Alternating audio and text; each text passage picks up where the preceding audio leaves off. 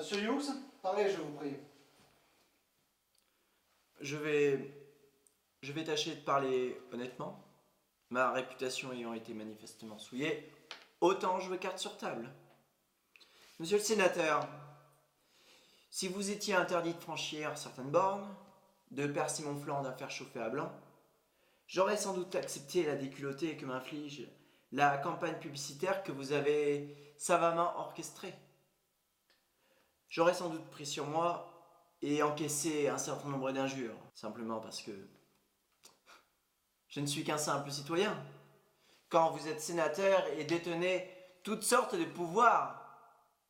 Mais je crois que cette exécrable bouffonnerie n'a que trop duré. Nous en avons suffisamment entendu, monsieur Hughes. Monsieur, vous m'avez traité de menteur dans la presse. Vous avez dit que j'étais un menteur, que j'étais un voleur et que j'avais profité de la guerre. Je demande aux témoins de modérer ses propos. Pourquoi ne pas dire la vérité pour une fois? Pourquoi ne pas dire que cette commission d'enquête a été nommée officiellement le jour où la TWA a pris la décision de relier l'Europe?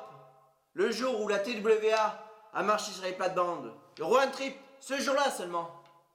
Le jour où la TWA a eu l'audace de défier l'idée reçue que seul Road Trip et sa grande Pan American Airways avaient le droit sacré de traverser l'Atlantique. Les 170 000 $ versés à l'armée de l'air sous forme de suite hôtel, est-il imaginable de les comparer à des tentatives de corruption? Oui, on peut les définir comme telles. Voulez-vous nous expliquer cela? J'ai peur que vous ne compreniez pas grand-chose à la politique commerciale du secteur de l'aviation. Faire la tournée des Grands-Ducs à des officiers de l'armée de l'air est devenu monnaie courante. Parce que nous voulons obtenir les bons contrats. Et toute compagnie qui se respecte en fait autant. J'ignore si cette pratique est louable, je sais seulement qu'elle n'a rien d'illégal. Monsieur, c'est vous le législateur. Faites passer une loi qui interdira d'offrir un dîner à un officier de l'armée de l'air, et moi, je serai le premier à respecter. Cette histoire est un tissu de mensonges, rien d'autre. Et j'en donnerai la preuve si on me donne l'autorisation de vous interroger. Si vous avez des questions à nous poser, c'est le moment de les poser. Ah oui, ça j'en ai entre 200 et 500.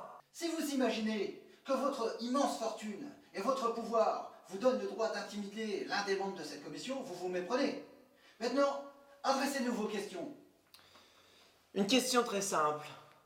Le 12 février, à l'hôtel résidence Mayflower, n'est-il pas vrai que vous m'avez affirmé que si je vendais la TWA à la Paname, l'enquête ou toute autre procédure serait abandonnée définitivement? Non, en aucun cas.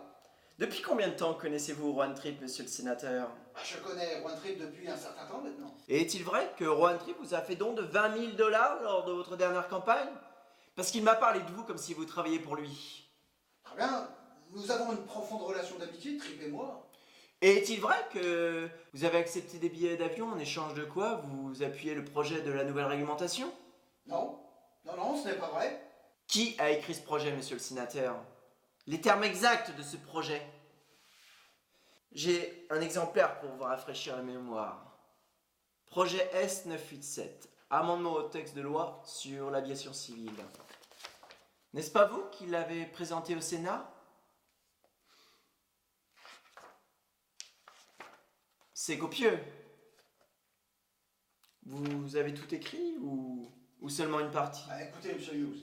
Ce projet a été écrit entièrement par les cadres supérieurs de la Paname et rédigé de façon à donner à cette compagnie le monopole des vols internationaux. Et vous avez vendu ce projet à travers le monde, servant ainsi les intérêts de la Paname.